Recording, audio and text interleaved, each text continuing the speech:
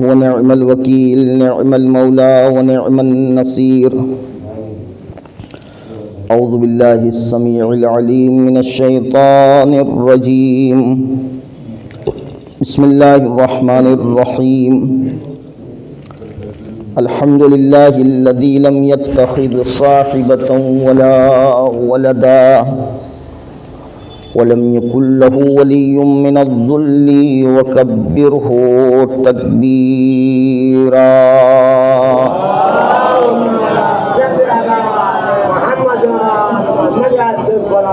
والصلاة والسلام والتحية والإكرام على الرسول النبي الأمي الذي أرسله بالحق بشيرا ونذيرا وداعيا إلى الله بإذنه وسراجا منيرا. سيدنا ومولانا أبي القاسم محمد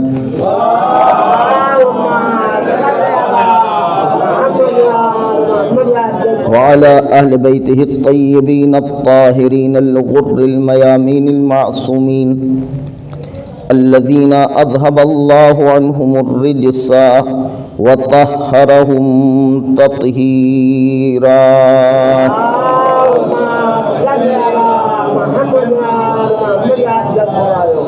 ولعنة الدائمة على أعدائهم أجمعين. أما بعد، فقد قال مولانا الإمام الصادق عليه الصلاة والسلام: وَإِنَّ عِندَنَا سِرًّا مِّن سِرِّ اللَّهِ وَعِلْمًا مِّن عِلْمِ اللَّهِ أَمَرَنَا اللَّهُ بِتَبْلِيغِهِ فَبَلَّغْنَا عَنِ اللَّهِ عَزَّ وَجَلَّ مَا أَمَرَنَا بِتَبْلِيغِهِ فَلَمْ نَجِدْ لَهُ مَوْضِعًا وَلَا أَهْلًا وَلَا حَمَّالًا. صلوات پڑھتے ہیں محمد و آل محمد.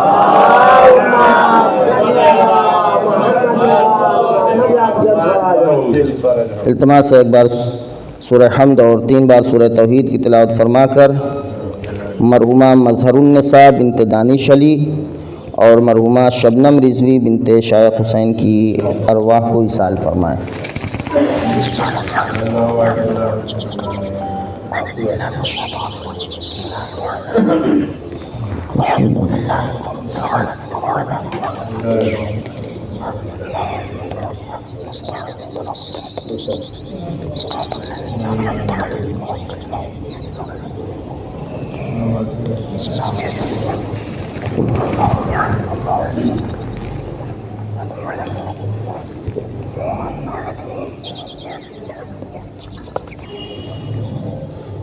صلوات پڑھتے محمد و آل محمد پر.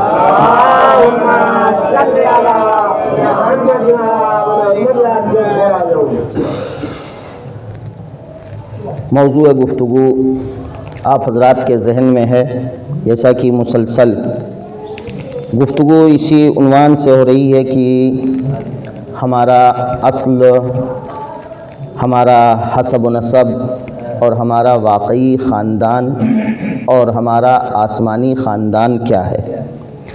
کل کی مجلس میں گفتگو چھٹے امام حضرت امام جعفر صادق علیہ السلام کی ایک حدیث مبارک تک پہنچی تھی کہ جس میں امام علیہ السلام نے ہمارے اس رشتے حقیقی اور ہمارے واقعی خاندان کو بیان کیا تھا. ہمارے اور ہمارے حقیقی خاندان کے درمیان جو تجانس اور تناسب پایا جاتا ہے اس کو صرف ایک بار نہیں بلکہ 3-4 بار ریپیٹ کیا، تکرار کیا، جس سے یہ اندازہ ہوتا ہے کہ ہمارے درمیان اور ہمارے اصلی خاندان اور ہمارے اصلی حسب و نسب کے درمیان ایک تناسب پایا جانا ضروری ہے. لہذا اس حدیث پر مزید غور کرنا ہوگا، مزید اس حدیث کو مورد بحث اور گفتگو قرار دینا ہوگا. اور آج وعدہ تو نہیں کریں گے، چونکہ کل وعدہ کر کے وعدہ خلافی ہو گئی، ٹائم 5 منٹ پرسوں سے زیادہ ہو گیا تھا، یعنی پچھلے مجلس سے کل کی مجلس کا 5 منٹ ٹائم زیادہ ہو گیا تھا. آج وعدہ نہیں کریں گے لیکن کوشش کریں گے. بہرحال ایک صلوات پڑھ دیں محمد و آل محمد پر.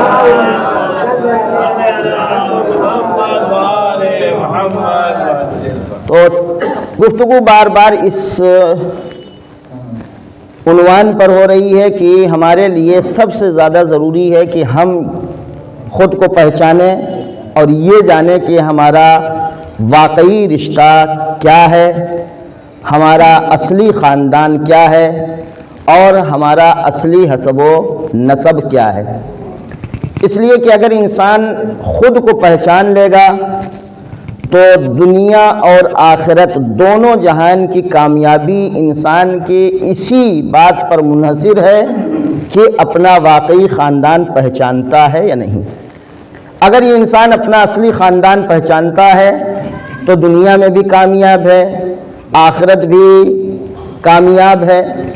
لیکن اگر یہ انسان نہیں پہچانتا تو ایسی صورت میں نہ انسان کی دنیاوی زندگی کامیاب ہوگی نہ انسان کی آخرت کی زندگی کامیاب ہوگی. کیوں؟ اس لیے کہ ہمارے جو یہ 4 چیزیں ہیں، ہمارا انتخاب، ہمارا رابطہ اور ہمارا عمل و کردار اور ہماری افکار، یہ 4 چیزیں اسی نظریے پر منحصر ہیں کہ ہم اپنے کو پہچانتے ہیں یا نہیں پہچانتے. اگر ہم اپنا واقعی حسب و نسب جانتے ہیں، اپنا اصلی خاندان پہچانتے ہیں، ایسی صورت میں ہمارا انتخاب بھی بہترین انتخاب ہوگا، ہمارا رابطہ بھی بہترین رابطہ ہوگا اور ہمارا عمل بھی بہترین عمل ہوگا، ہماری فکر بھی بہترین فکر ہوگی. اور جو لوگ اکثر انسان دنیا میں ایک مدت کے بعد، چند دنوں کے بعد، چند مہینوں اور چند سالوں کے بعد جو اپنے ان 4 مرحلوں میں ندامت اور پشیمانی کا شکار ہوتے ہیں کہ مثلا انہوں نے ایک انتخاب کیا، ایک شے کا انتخاب کیا، ایک چیز کا انتخاب کیا. چونکہ ہماری زندگی میں یہ 4 چیزیں بہت اہم ہیں. ہم اپنے لیے کیا چن رہے ہیں، ہم کس سے جوڑ رہے ہیں، ہم کیا کر رہے ہیں اور ہماری سوچ کیا ہے. یہ 4 چیزیں ہمارے لیے بہت اہم ہیں ہماری زندگی کے لیے. اگر ہم اپنے کو پہچانتے ہیں، اگر ہم اپنے کو جانتے ہیں، اپنا واقعی حسب و نسب سمجھتے ہیں، اپنے واقعی حسب و نسب کے ساتھ جڑے ہوئے ہیں، تو یہ پھر ہمارا انتخاب بھی اچھا انتخاب، بہترین انتخاب، درست انتخاب ہوگا.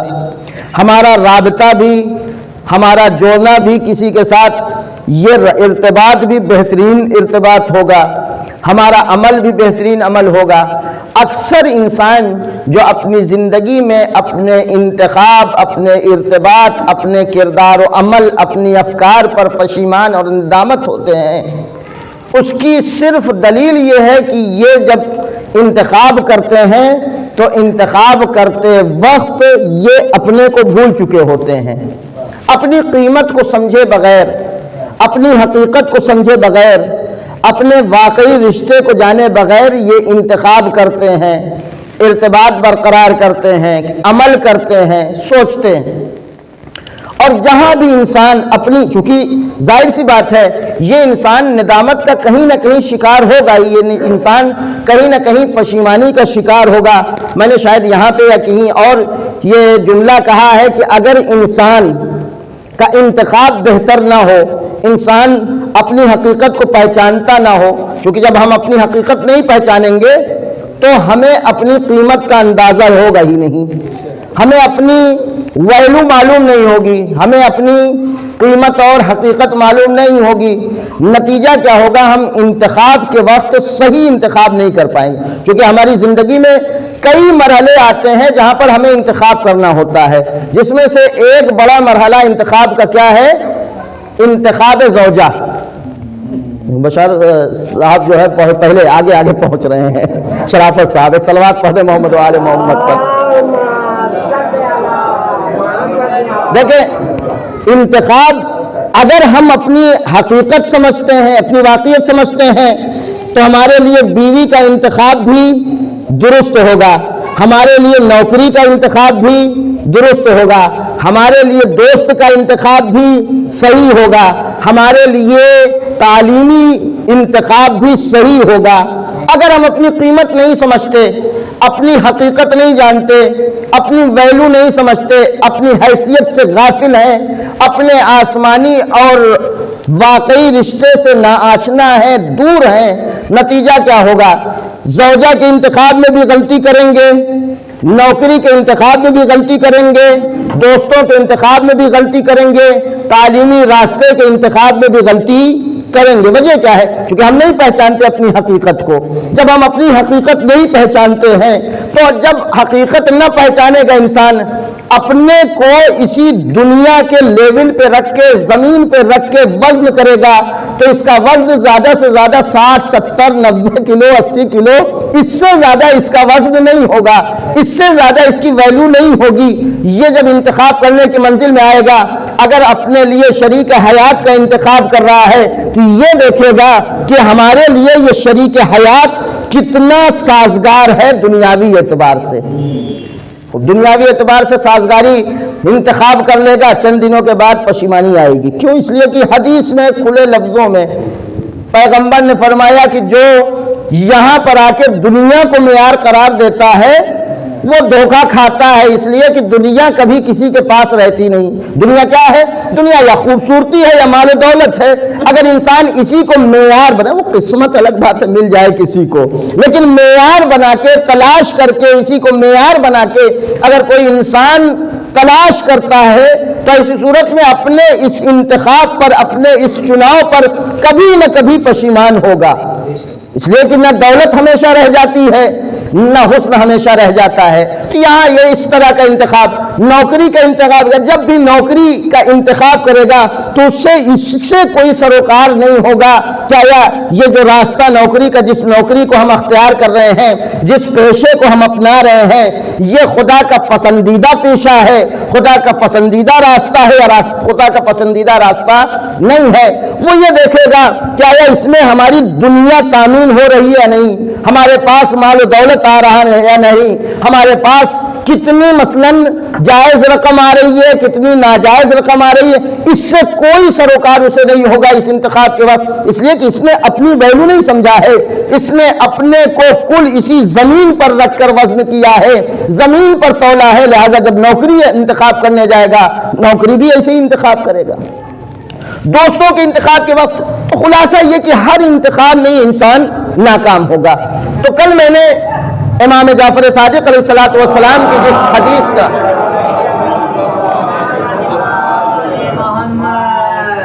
کچھ حصہ پیش کیا تھا، اس کی آج مزید وضاحت کے لیے بات کو جہاں سے شروع کیا ہے، سرنامہ سخن جسے قرار دیا، وہیں سے شروع کرتے ہیں۔ امام فرماتے ہیں اللہ نے ہمیں کچھ راز عطا کیے ہیں، اللہ نے ہمیں کچھ علم دیے ہیں، وہ علم اور راز انہیں تبلیغ کا حکم دیا، انہیں لوگوں تک پہنچانے کا حکم دیا، لیکن جب ہم نے پہنچایا تو اس کا کوئی اہل نہیں ملا، اس کا کوئی محل نہیں ملا، اس کی کوئی جگہ نہیں ملی، یعنی ہمیں کوئی ایسا نہیں ملا کہ جس تک ہم یہ بات پہنچاتے تو وہ اس کو تحمل کر لیتا، سمجھ لیتا۔ اب یہ آگے کا فقرہ قابل غور ہے، حدیث کے ایک ایک فقرے پر توجہ کیجئے گا۔ میں نے کہا مجلس طولانی نہیں ہونے دیں گے، آج بالکل یہ طے ہے مجلس طولانی نہیں ہونے دیں گے، آپ جو ہے بس غور کے ساتھ اس مرحلے کو سمجھیے گا، تاکہ یہ صلوات بتا رہی کہ یہی بات سب سے زیادہ پسند آئی، ایک صلوات پسند۔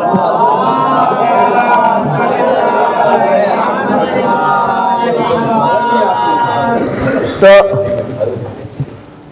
امام نے کہا کہ اس کا کوئی ہمیں حامل نہیں مل پایا جو ہم سے قبول کر لیتا، ہم سے سمجھ لیتا، لہذا پروردگار عالم نے ایک مخلوق کو پیدا کیا، خالق کائنات نے مخلوق کو پیدا کیا، تو اس مخلوق کو جو پیدا کیا ہے وہ اسی چیز سے پیدا کیا ہے جس سے ہمیں پیدا کیا ہے۔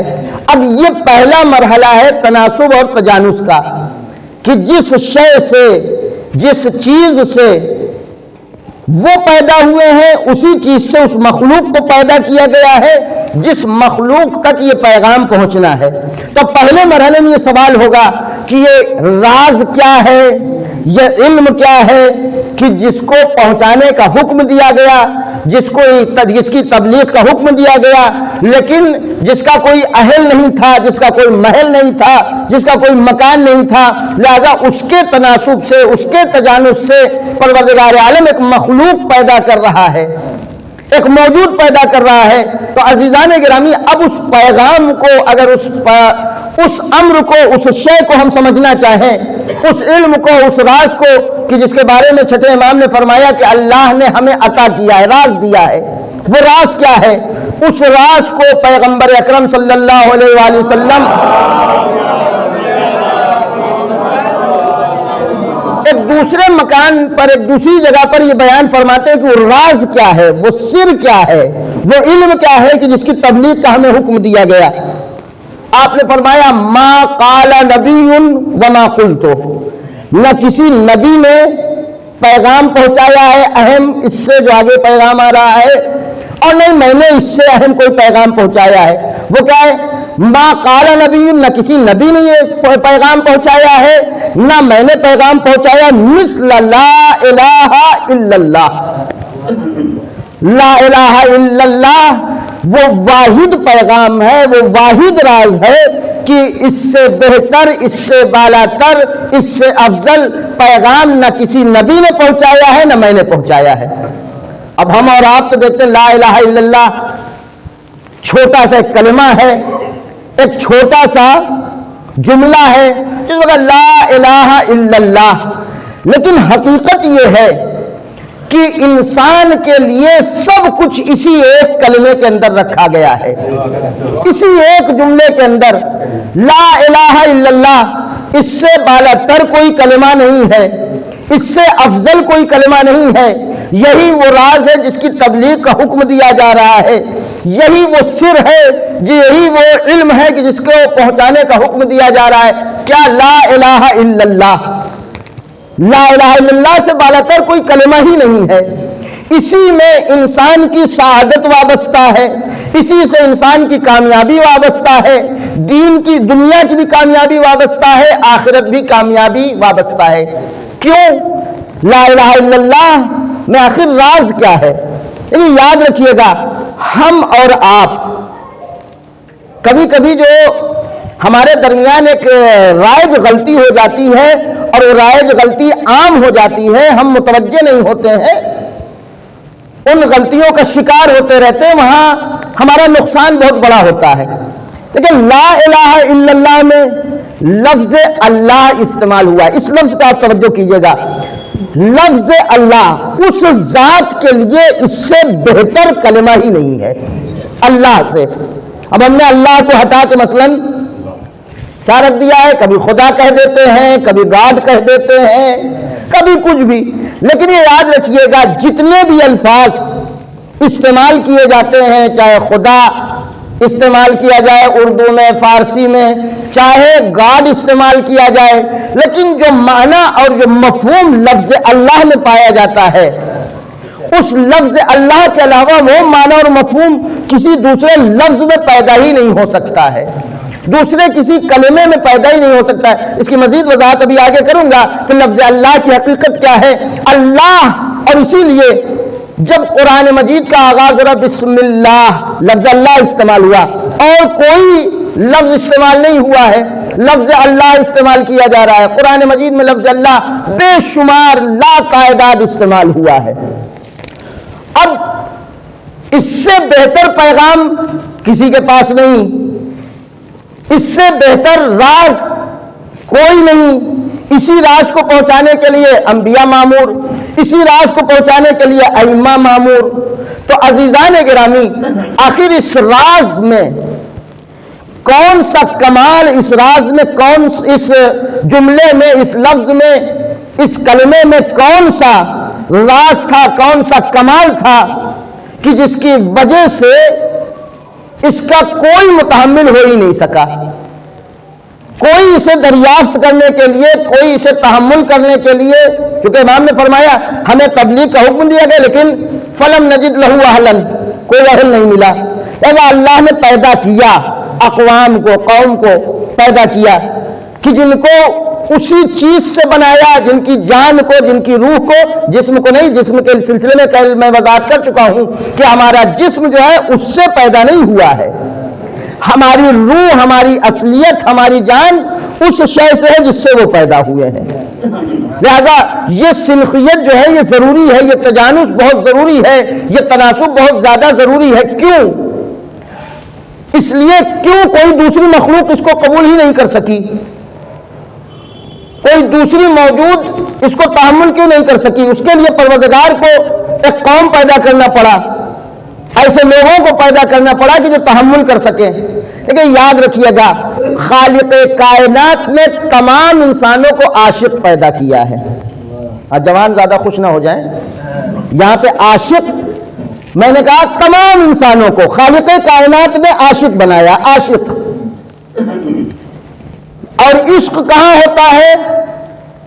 عشق کے لیے ایسی جگہ تلاش کرنی پڑتی ہے جہاں صرف اور صرف کمال ہو، کوئی نقص نہ ہو، کوئی عیب نہ ہو، اور ہر ایک کی ذات میں پروردگار عالم نے یہ چاہت قرار دی ہے، ہر انسان کے مزاج میں کمال مطلق کی چاہت پائی جاتی ہے۔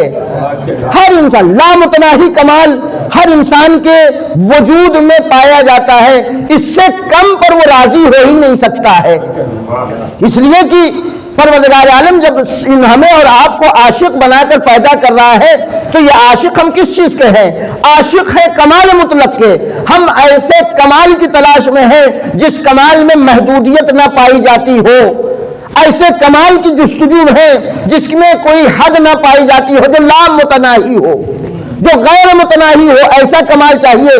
جب وہ لامتناہی ہے، لامتناہی کمال اس کے علاوہ کسی کے پاس نہیں ہے، غیر متناہی کمال مطلق اس کی ذات کے علاوہ کسی کے پاس نہیں ہے۔ تو اب آپ انصاف سے بتائیے ہم اور آپ اس سے کم پہ کہیں راضی ہو جائیں گے؟ محدود کمال میں ہم راضی ہو جائیں؟ یہی وجہ ہے کہ آج تک کسی انسان نے، لیکن یاد رکھیے گا پوری دنیا کی حکومت اگر ایک آدمی کو مل جائے پھر بھی وہ خوشی کا اظہار نہیں کرے گا، یہ نہیں کہے گا کہ ہاں ہم سیر ہو گئے۔ کوئی آج تک ایسا پیدا ہی نہیں ہوا ہے۔ کسی کو آپ دنیا بھر کی دولت دے دیں، کیوں؟ اس لیے کہ وہ سمجھ نہیں پا رہا ہے، اس کے وجود میں کمال مطلق کی ایک چاہت ہے، لامتناہی چاہت ہے، جو چاہت ہی اسے سیر کر سکتی ہے۔ لہذا چونکہ کسی شے میں حد یہ ہے، فرشتوں میں اتنی ظرفیت نہیں پائی جاتی تھی کہ وہ لامتناہی کمال تک پہنچ سکیں، لامتناہی کمال کو اپنے اندر سما سکیں، لامتناہی کمال کو حاصل کر سکیں، چونکہ ان کے اندر کسی شے میں اتنی وسعت اور ظرفیت نہیں پائی جاتی تھی کہ جو لامتناہی کمال کو اپنے اندر لے سکے، اختیار کر سکے۔ لامتناہی کمال کی چاہت اگر کسی انسان کے اندر خالق کائنات نے پیدا کی ہے تو وہ انسان ہے، اور یہ انسان اب ظاہر سی بات ہے اس لامتناہی ذات تک تو پہنچ ہی نہیں سکتا۔ اس لامتناہی ذات، غیر متناہی کمال مطلق یعنی ذات باری تعالیٰ تک نہیں پہنچ سکتا۔ لہذا پروردگار عالم نے اس کمال مطلق کے بعد جسے سب سے افضل بنایا، جسے سب سے زیادہ اپنے سے قریب کیا، جو سب سے زیادہ اس ذات سے قریب ہیں کمالات کے اعتبار سے، اوصاف کے اعتبار سے، صفات کے اعتبار سے جو قریب ہیں سب سے زیادہ، کہ جن کو میں نے متعدد لفظوں میں تعبیر کیا۔ اب آپ کا ذہن ادھر ادھر کہیں نہ جائے، کل کے سوال سے معلوم ہو رہا تھا کہ لوگ جو ہیں وہ ایک جگہ گرفتار ہو جاتے ہیں کبھی کبھی، کہ اگر روح کہہ دیا اور پھر اس کے بعد دوسری جگہ کہیں پر لوح لفظ استعمال کر دیا تب یہ گھبرانے لگتے ہیں کہ وہاں کہا تھا کہ یہ روح سے پیدا ہوئے ہیں، دوسری جگہ کہہ رہے ہیں کہ لوح سے پیدا ہوئے ہیں، تیسری جگہ کہہ رہے ہیں کمائی قلم سے پیدا ہوئے ہیں، چوتھی جگہ کہہ رہے ہیں کہ یہ مثلاً ایک دوسری تعبیر کہ جس کو میں نے کل استعمال کیا کہ مسئلے اعلیٰ سے پیدا ہوئے ہیں. یاد رکھیے گا، پر ذات باری تعالیٰ کے بعد جو سب سے مکمل، جو سب سے افضل، جو سب سے عالی مصداق ہے، انہی کو کل میں نے تعبیر استعمال کی مسئلے اعلیٰ. انہی کو آپ روح کہہ لیں، انہی کو آپ عرش کہہ لیں، انہی کو آپ لوح کہہ لیں، انہی کو آپ قلم کہہ لیں، انہی کو آپ نور کہہ لیں. یہ تعبیریں الگ الگ ہیں. اور وہ مسئلے اعلیٰ کون ہے؟ مسئلے اعلیٰ روایات کی روشنی میں محمد اور آل محمد.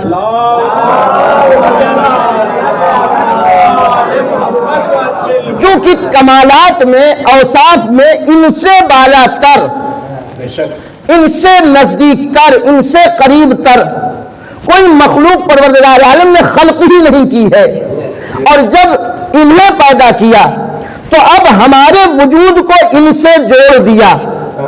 ہمارے وجود کو، چونکہ یہ پیدا ہوئے، جب یہ خلق ہوئے، چونکہ کمال اتنا عطا کیا ہے پروردگار عالم نے کہ میں نے دعائے الہیہ کا ایک جملہ آپ کے سامنے نقل کیا تھا کہ اس میں اعلان ہو رہا ہے کہ اے اہل بیت، آپ میں اور اس میں کوئی فرق نہیں ہے، بس اتنا سا فرق ہے کہ یہ مخلوق ہے، تو خالق ہے، یہ عبد ہے، تو معبود ہے، بس یہ فرق ہے.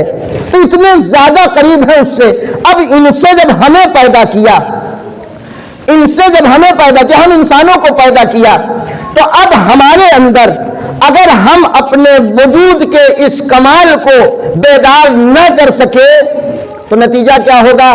ہم ہمیشہ پریشان رہیں گے، ہم ہمیشہ مشکلات کا شکار رہیں گے.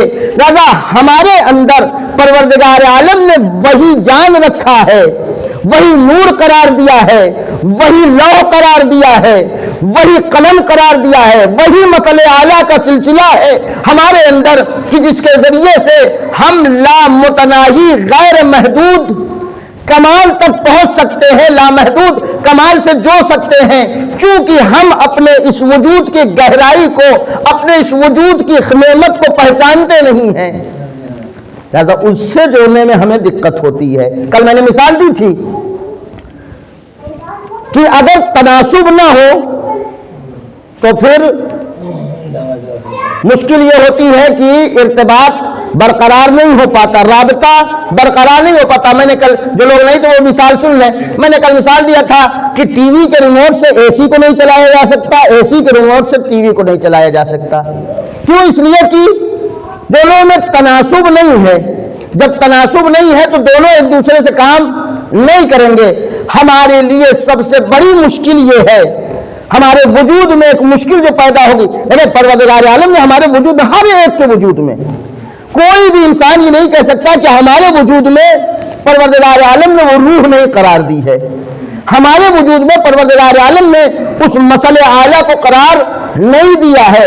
ہر ایک وجود میں وہ مسئلے اعلیٰ ہے، ہر ایک وجود میں وہ نور ہے، ہر ایک وجود میں وہ روح ہے.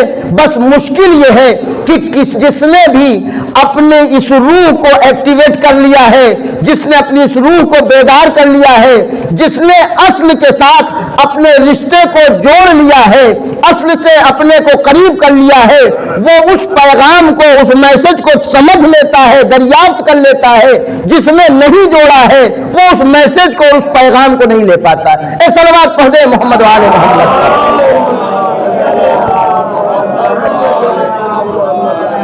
لہذا امام نے بار بار اس مسئلے کی طرف اس حدیث میں اشارہ کیا کہ دیکھو، اس دونوں کے درمیان، ہمارے درمیان اور ان انسانوں کے درمیان، اس مخلوق کے درمیان، کہ جس مخلوق کو پروردگار عالم نے اس راز کے تحمل کا لائق قرار دیا ہے، اس علم کے حامل کے لائق حمل کے لائق بنایا ہے، یہ مخلوق وہ ہے کہ جس میں اور ہم میں یہ تناسب پایا جاتا ہے کہ جس چیز سے ہم پیدا ہوئے اسی چیز سے یہ پیدا ہوئے.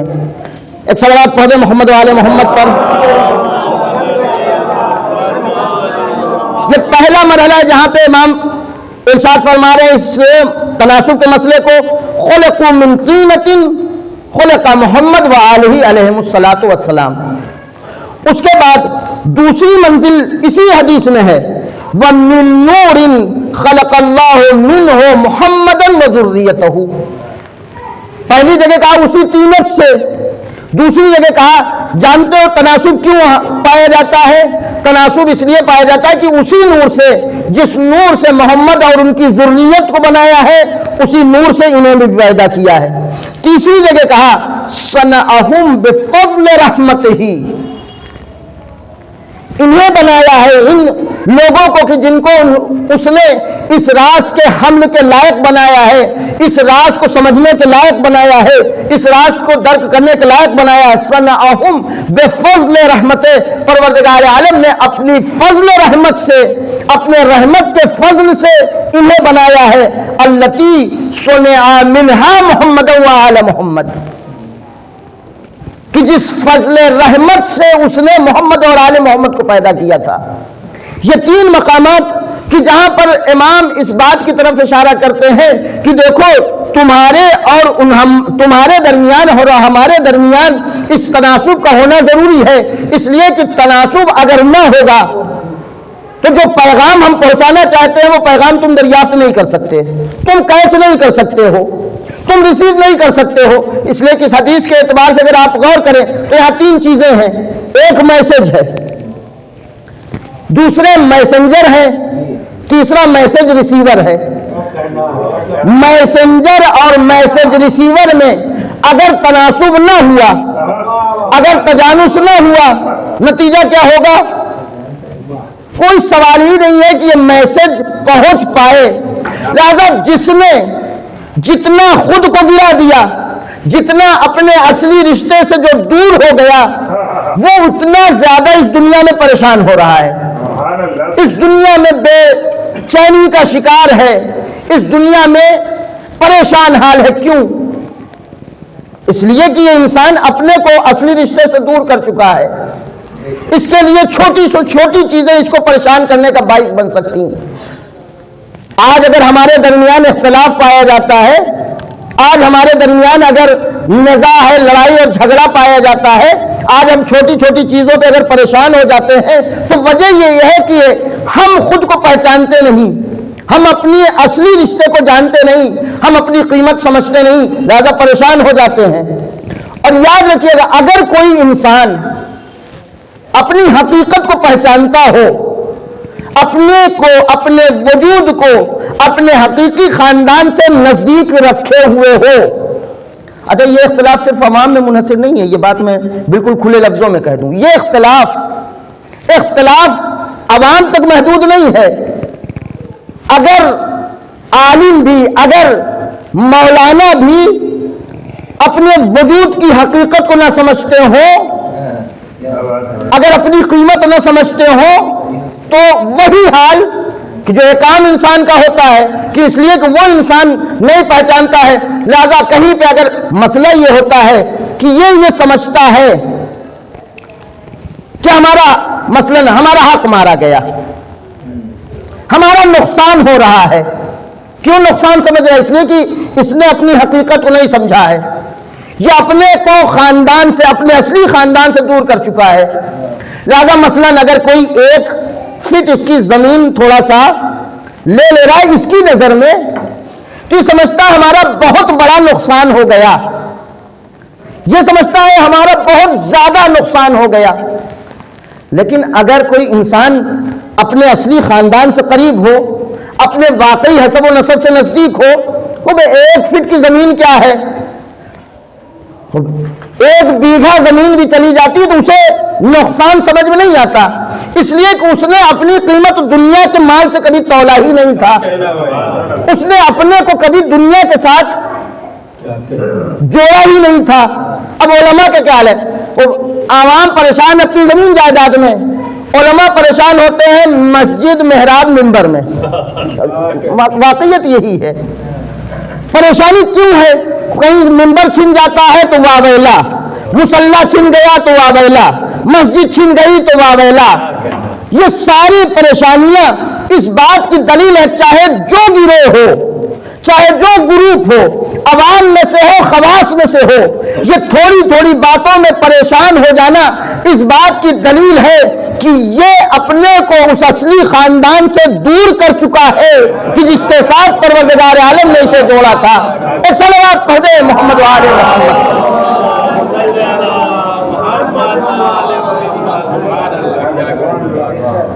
اب اس کے بعد آخری تناسب کہ جس کو بیان کیا ہے امام نے، آپ نے بعض لفظ فلولا انہم خلقوا من ھذا، یہ جتنی سلخیت کی چیزیں امام نے فرمایا، کہا کہ اگر یہ اس سے پیدا نہ کیے گئے ہوتے تو لما کانوا کذالک، ان کے اندر بھی اتنی وسعت نہیں پائی جا سکتی تھی کہ یہ اس کمال مطلق کو حاصل کر لیتے. دیکھیں انسان کی روح میں کوئی محدودیت ہے ہی نہیں، ہم نے پہچانا نہیں، اپنے کو ہم نے پہچانا ہی نہیں ہے. ہماری روح جو ہے اس کے اندر کوئی محدودیت نہیں ہے، اس کے کمال کا دائرہ بہت وسیع ہے، اس لیے کہ روح محدود جگہ سے آئی ہی نہیں ہے، روح کا رشتہ محدود جگہ سے ہے ہی نہیں، تو ہماری روح میں وسعت پائی جاتی ہے. امام نے فرمایا کہ اگر اس سے ان کو نہ پیدا کیا گیا ہوتا تو یہ ایسے ہوتے ہی نہیں، بلکہ آپ نے فرمایا لا واللہ، خدا کی قسم ہو ہی نہیں سکتا تھا کہ یہ ہمارے معارف کو سمجھ سکتے، اس راز کو، اس پیغام کو دریافت کر سکتے جس پیغام کا حامل پروردگار عالم نے ہمیں بنایا تھا، جس کی تبلیغ کی ذمہ داری ہمیں سونپی تھی. اگر یہ ہماری سلخیت، ہمارے اور ان کے درمیان یہ سلخیت اور تجانس اور تناسب نہ پایا جاتا تو کبھی یہ اس لامحدود خواہش کے کبھی بھی پیچھے دوڑتے ہی نہیں. یہ ہماری اور آپ کی لامحدود خواہش بتا رہی ہے، غیر متناہی خواہش بتا رہی ہے کہ ہمارے وجود میں، ہماری حقیقت میں کہیں حد ہے ہی نہیں. لیکن ہم اپنے اس روح کو، ہم نے اپنے اس حقیقت کو، اپنی اس اصلیت سے دور کر چکے ہیں کہ جہاں سے پروردگار عالم نے ہمیں وسعت عطا کی تھی. اگر ہم قریب ہوں تو پھر اب آج آئیں، چونکہ آج 13 شعبان ہے اور شعبان کا مہینہ ہمارے اور آپ کے لیے بہترین مہینہ ہے کہ جس کے ذریعے سے ہم اور آپ اپنے کم سے کم اپنے وقت کے امام سے قریب ہو جائیں. یہ مہینہ بھی یہ چیخ چیخ کر ہر سال آتا ہے، چیخ چیخ کر کہتا ہے کہ اے انسانوں، جس کو ان کی ساتھ مناسبت جن کے درمیان رکھی گئی تھی، جن کو تمہاری اصل قرار دیا گیا تھا، جو تمہارا واقعی خاندان تھے، اے انسان تم ان سے دور ہو چکے ہو، اور تمہارے دور ہونے کی وجہ، تم دور ہو اس لیے پریشان ہو، ان سے دور ہو چکے ہو. اب چونکہ ایک دو بات ہے، وقت بھی خیال رکھنا ہے، ایک دو بات ہے، بس جلدی سے کہہ کے بات کو ختم کرنے کی کوشش کروں گا. ہمارا اصلی خاندان وہی ہے، ہمارا اصلی رشتہ وہی ہے. ابھی جو پردہ غیب میں ہے انہی کے ساتھ ہمارا اصلی رشتہ ہے. ہمارے واقعی ماں باپ وہی ہیں، ہمارا اصلی خاندان وہی ہے. لیکن کتنا ہم جڑے ہیں، ایک نظر اس پر ڈال لیں، کتنا جڑے ہیں. انصاف تو یہ ہے کہ ہمیں اس شعبان میں اپنے مردوں کی روحوں کی فکر ہو جاتی ہے، نہیں ہوتی تو اپنے اصلی خاندان کی.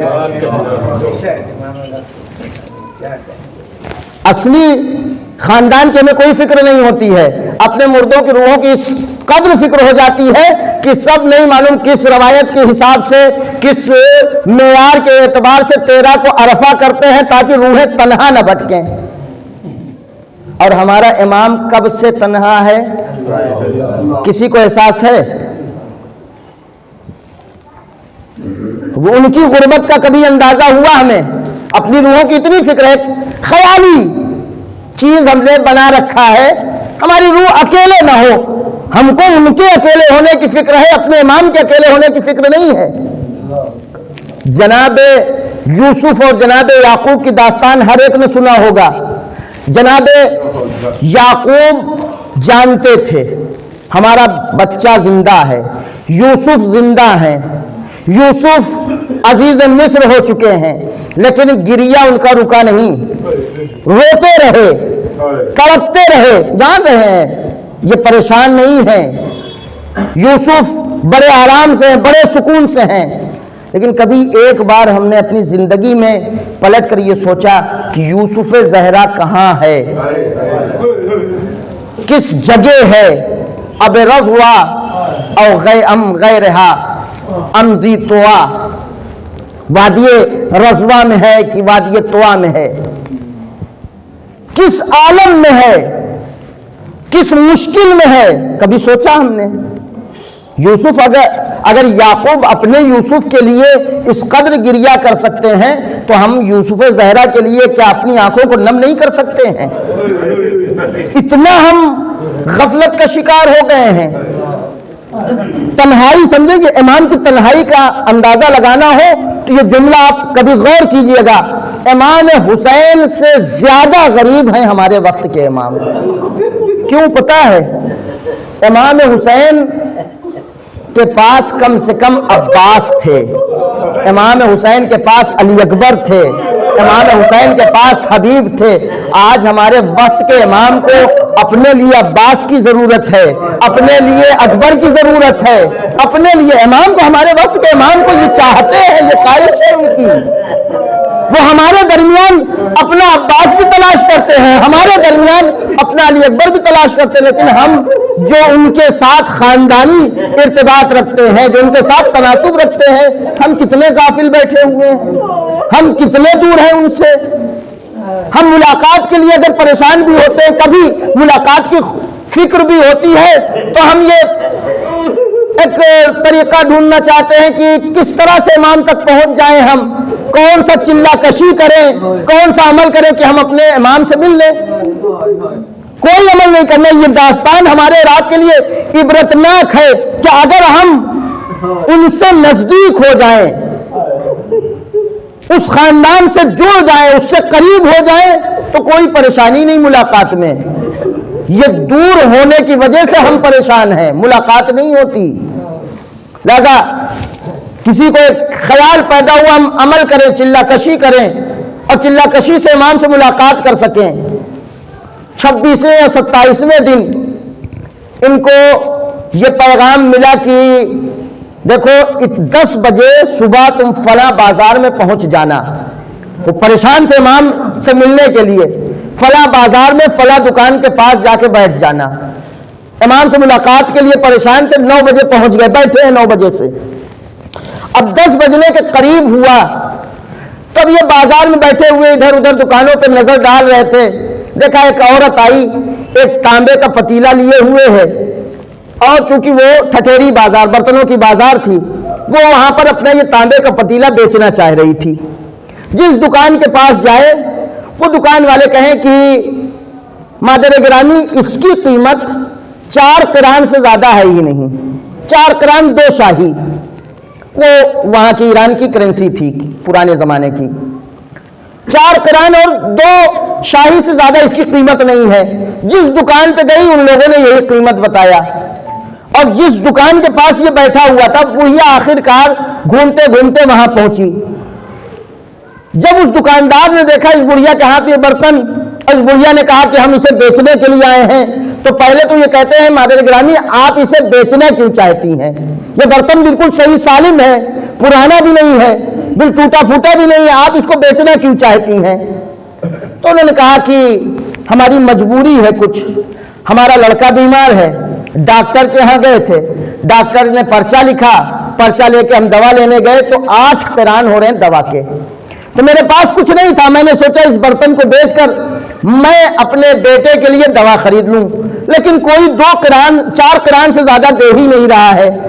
تو انہوں نے کہا کہ ایسا ہے کہ یہ آپ کا یہ برتن ہم 2000 تومان میں خریدیں گے۔ تومان اس زمانے کی بھی سب سے بڑی رقم تھی، 2000 تومان کا خریدیں گے۔ اس بڑھیا نے پہلے تو یہ کہا تم کیوں مذاق اڑا رہے ہو ہمارا؟ کہا نہیں ہم مذاق نہیں اڑا رہے ہیں، ہم آپ سے یہ خریدیں گے، اور جیب سے پیسہ نکالا اس کے حوالے کیا، کہا لے جائیے، ہم نے آپ سے اسے 2000 تومان میں خرید لیا۔ بڑھیا لے کر چلی گئی پیسہ، برتن ان کے پاس ہے، یہ جو امام کو ڈھونڈ رہے تھے یہ فوراً دکاندار کی طرف گئے، کہنے لگے کہ آپ بازار میں نقصان کرنے بیٹھے ہیں یا فائدہ کے لیے بیٹھے ہیں؟ تو انہوں نے کہا کہ ایسا ہے، ہم نے اس بڑھیا کے ساتھ جو معاملہ کیا ہے یہ معاملہ دکاندار کا معاملہ نہیں کیا ہے، ظاہری اور تاجر کا معاملہ نہیں کیا ہے، دنیاوی تجارت ہم نے نہیں کی۔ ہمیں بھی پتا ہے اس برتن کی قیمت کتنی ہے، اس برتن کا اصلی دام کتنا ہے، لیکن ہم نے اسے 2000 اس لیے دیا، کئی گنا زیادہ اس لیے دیا تاکہ اس مومنہ کا دل خوش ہو جائے اور یہ اپنے بچے کا علاج کر سکے۔ جیسے اتنا جواب سنا وہاں سے فوراً کھڑے ہو گئے، کھڑے ہو کے آگے بڑھے، جیسے ہی پیچھے سے آواز ہوئی، اے فلاں اے فلاں، اگر ہم سے ملاقات کے خواہش مند ہو تو ہم سے ملنے کے لیے چلا کشی نہیں کرنی پڑتی ہے، اپنے کردار کو اپنے وجود کو اتنا بلند بنا دو، خود کو ہمارے نزدیک کر لو، خود کو اپنے اصلی خاندان سے قریب کر لو، ہم تم سے مل جائیں گے۔ ہم کبھی اپنے کو اس معیار پر لائیں، کبھی اس خاندان سے نزدیک ہونے کی کوشش تو کریں، اپنی زندگی کی برکت پھر دیکھیں۔ بس عزیزو، بات چونکہ امام عصر تک آ گئی ہے، لہذا خاتمہ بھی امام عصر پر ہی ہوگا کہ امام عصر، ہمارے امام عصر، ہمارے وقت کے امام، مظلوم ترین امام، انہوں نے کہا غریب ترین امام۔ تو دوسروں کے درمیان غربت کوئی تعجب کی بات نہیں ہے، اگر ہمارے درمیان ہمارا امام غریب ہو تو یہ زیادہ قابل درد ہے، یہ زیادہ دردناک ہے، یہ زیادہ تکلیف دہ ہے۔ اور امام نے بعض حالات میں اس بات کا باقاعدہ پیغام پہنچایا ہے، اظہار کیا ہے علماء کے ذریعے سے اور عفا کے ذریعے سے، اپنے خاص لوگوں کے ذریعے سے۔ تو کسی نے ایک بار عالم مکاشفہ میں دیکھا کہ امام کے آنکھوں کے چاروں طرف سیاہ پڑ چکا ہے، تو اس نے طلب کر پوچھا، مولا آپ اس قدر گریہ کیوں کرتے ہیں؟ کہا اپنے جد پر تو ہم گریہ کرتے ہی تھے، اپنے جد کی مظلومیت پر، آج ہمارا گریہ ہمارے اپنوں کے لیے بھی ہے، ہمارے اپنے ہمارے نہیں ہو رہے ہیں، اور ہمیں دوسروں سے کوئی توقع نہیں ہے۔ یہ جس عالم نے مکاشفہ، جس عالم کا مکاشفہ ہے، یہ اس مکاشفے کے یہ واضح الفاظ انہوں نے نقل کیے کہ امام نے کھلے لفظوں میں کہا کہ دیکھو ہمیں دوسروں سے کوئی شکایت نہیں ہے، ہمیں غیروں سے کوئی شکایت نہیں ہے، ہم تو جانتے ہیں وہ ہم سے الگ ہیں، لیکن ہم اپنوں کو اپنا سمجھتے تھے، ہمارے اپنے ہمارے لیے نہیں ہو رہے ہیں۔ آج ہم مجبور ہیں اپنوں کے گناہوں کے لیے بار بار بارگاہ الہی میں فریاد کرتے ہیں، میرے مالک یہ ہمارے ہیں، ان کو بخش دے، میرے مالک یہ ہمارے ہیں۔ عزیزوں، فرزند زہرا یوسف زہرا کا گریہ کیا حسین کے لیے کم تھا؟ یہ آج ہم اپنے اعمال سے انہیں رلا رہے ہیں، تکلیف دے رہے ہیں۔ آئے شعبان کے مہینے میں آپ کی ولادت کے موقع پر کم سے کم اپنے امام کے ساتھ اتنا عہد کر لیں، مولا اب تک ہم آپ سے غافل رہے لیکن ہم چاہتے ہیں اپنے وجود کو، اپنی حقیقت کو آپ سے قریب کر سکے، مولا توفیق دیجئے گا۔ ہاں عزیزو، یوسف زہرا کا گریہ ہمیشہ اپنے جد کے لیے، ہمیشہ اپنے جد کے لیے۔ اب جب ظہور ہوگا، ظہور کے موقع پر امام جب آواز دیں گے، اپنے ظہور کا اعلان کریں گے اور اپنا تعارف کرائیں گے، تو یہ چار الفاظ امام استعمال کرتے ہیں۔ پہلے تو کہیں گے الا یا اہل العالم انا المنتقم، اے اہل عالم دنیا والوں، میں منتقم خون حسین ہوں، میں ہی ہوں منتقم خون حسین۔ الا یا، اب دوسرا تعارف امام کا سنیے گا، دوسرا جملہ امام، الا یا اہل العالم ان جدی الحسین قتلوه ابشارا، اے دنیا والوں، میرا دادا، میرا جد حسین ہے کہ جس سے پیاسا ذبح کیا گیا، کہاں؟ نہر فرات کے کنارے، دریا کے کنارے، جہاں پانی کی فراوانی تھی، وہاں میرا جد پیاسا قتل کیا گیا۔ الا، تیسرا جملہ، الا یا اہل العالم ان جدی الحسین الذی تراہ اولیاء، اے دنیا والوں، اے دنیا والوں، میرا جد وہ حسین ہے کہ جس کے جسم کو کربلا کے ریگ پر برہنہ چھوڑ دیا گیا کہ لباس چھوڑ دیا گیا تھا، اس کے جسم کا لباس بھی چھین لیا گیا تھا۔ اب یہ چوتھا جملہ جو ہمیں اور آپ کو تڑپانے والا جملہ ہے، الا یا اہل العالم، الا یا اہل العالم ان جدی الحسین الذی ساقوہ عدوانا، میرا جد وہ حسین ہے دنیا والوں، میرا جد وہ حسین ہے کہ جس کے جنازے کو، جس کی لاش کو، جس کے جسم کو گھوڑوں کی ٹاپوں سے رونگ دیا گیا۔ اگر یہ جملہ امام کے لیے قابل برداشت نہیں ہے کہ جو اعلان کر کے کہتے میرے جد کے جسم کو گھوڑوں کی ٹاپوں سے رونگ دیا گیا تھا، چور چور کر دیا گیا تھا، اب ذرا اس بہن کے دل سے پوچھے جس کی آنکھوں کے سبب نے یہ منظر، وہ بہن زندہ رہی تو کیسے زندہ رہی؟ یہی وجہ زینب مدینے جانے کے بعد بہت دنوں تک زندہ نہیں رہی۔ زینب کو کبھی علی اکبر کی تکلیف، کبھی بھائی کے جنازے کی پامالی کی تکلیف۔ سيعلم الذين ظلموا أي منقلب ينقلبون إنا لله وإنا إليه راجعون۔